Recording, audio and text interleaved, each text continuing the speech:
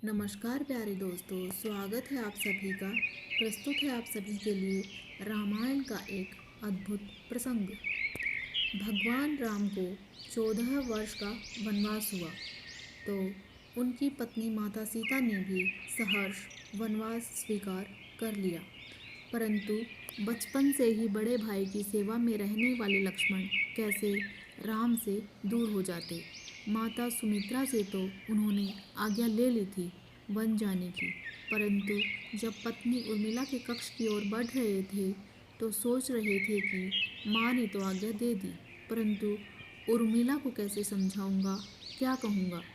यही सोच विचार करते लक्ष्मण जैसे ही अपने कक्ष में पहुँचे तो देखा कि उर्मिला जी आरती का थाल लेकर खड़ी थी और उन्होंने लक्ष्मण जी से कहा, आप मेरी चिंता छोड़ प्रभु की सेवा में वन को जाएं।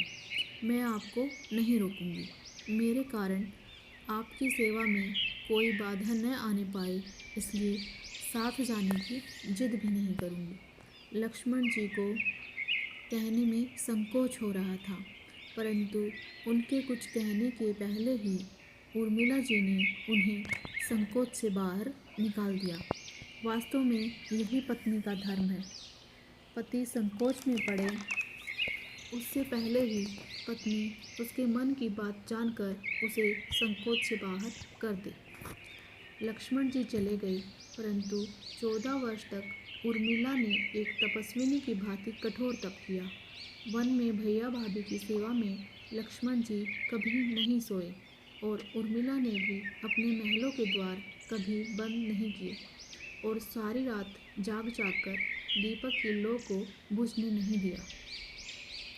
मेघनाद से युद्ध करते हुए लक्ष्मण को शक्ति लग जाती है और हनुमान जी उनके लिए संजीवनी का पहाड़ लेकर लौट रहे थे, तो बीच में अयोध्या में भरत ने उन्हें राक्षस समझकर बाण मार दिया और हनुमान जी नीचे गिर जाते हैं। तब हनुमान जी सारा वृत्तांत सुनाते हैं कि सीता जी को रावण ले गया और युद्ध में लक्ष्मण जी मूर्छित हो गए हैं। यह सुनते ही कौशल्या माता कहती हैं कि राम को कहना कि लक्ष्मण के बिना अयोध्या में पैर भी न रखे, राम वन में ही रहे।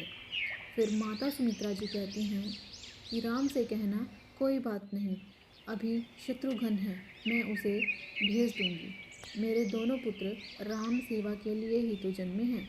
माताओं का प्रेम देखकर हनुमान जी की आंखों में अश्रुधारा आ गई, परंतु जब उन्होंने उर्मिला जी की तरफ देखा तो सोचने लगे कि यह क्यों एकदम शांत और प्रसन्न खड़ी है।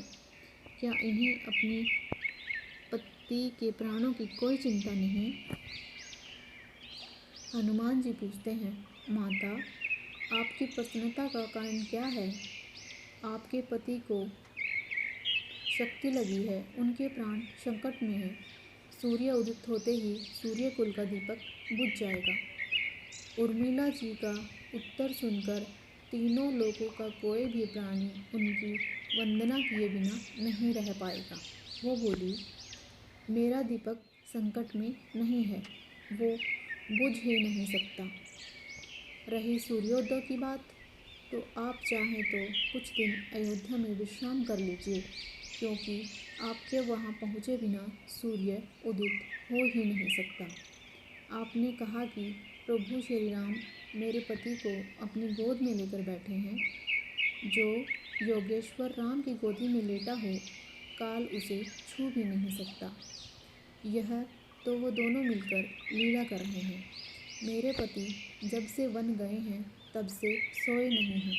उन्होंने न सोने का प्रण लिया था, इसलिए वे थोड़ी देर विश्राम कर रहे हैं और जब भगवान की गोद मिल गई है तो थोड़ा विश्राम ज़्यादा हो गया। वे उठ जाएंगे और शक्ति मेरे पति को लगी ही नहीं, शक्ति तो श्री राम जी को लगी है। मेरे पति का हर श्वास राम है, हर धड़कन में राम है, उनके रोम रोम में राम है, उनके खून की बूंद बूंद में श्री राम है और जब उनके शरीर और आत्मा में राम है ही तो शक्ति राम जी को लगी, दर्द राम जी को हो रहा है। इसलिए हे हनुमान जी, आप निश्चिंत होकर जाएं, सूर्य उदित नहीं होगा। राम राज्य की नींव जनक की बेटियां ही थी, कभी सीता तो कभी उर्मिला। भगवान राम ने तो केवल राम राज्य का कलश स्थापित किया, वास्तव में राम राज्य इन सब के प्रेम, त्याग, समर्पण, बलिदान से ही आया। जय श्री राम। प्यारे दोस्तों, अगर आपको वीडियो अच्छी लगे तो प्लीज़ चैनल को सब्सक्राइब करना ना भूलें। भक्ति ज्ञान गंगा।